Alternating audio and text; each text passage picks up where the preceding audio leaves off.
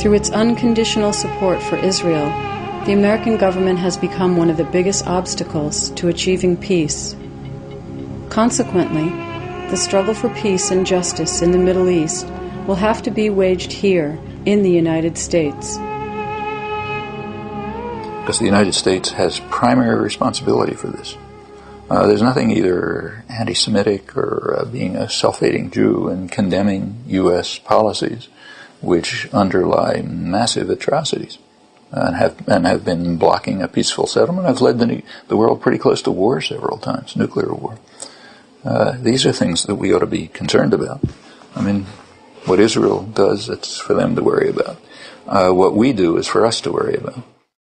Americans need to wake up and find out what's happening in their name throughout the world. They have a responsibility. If they pretend to live in a democratic society, which is being eroded in terms of how democratic it is, to find out what your government is supporting, what it's doing overseas in your name with your tax dollars. I mean, people here do not want to send helicopters to attack civilians.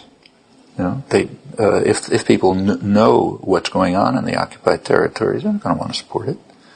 I mean, any more than they support other atrocities that we're responsible for. So you keep it quiet.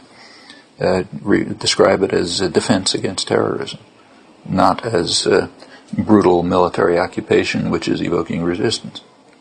If U.S. policy shifts, the coverage will shift. The occupation doesn't serve security, and if the American public opinion will come to understand this very truth that we believe in, we hope that the administration, that the president will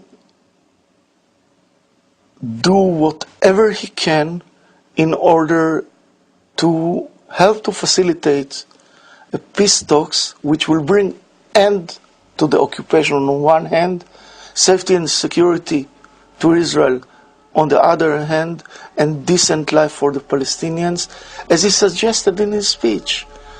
He said it very beautifully, but he's doing nothing about it. The only way that Israel will have peace and security is by making peace with our neighbors.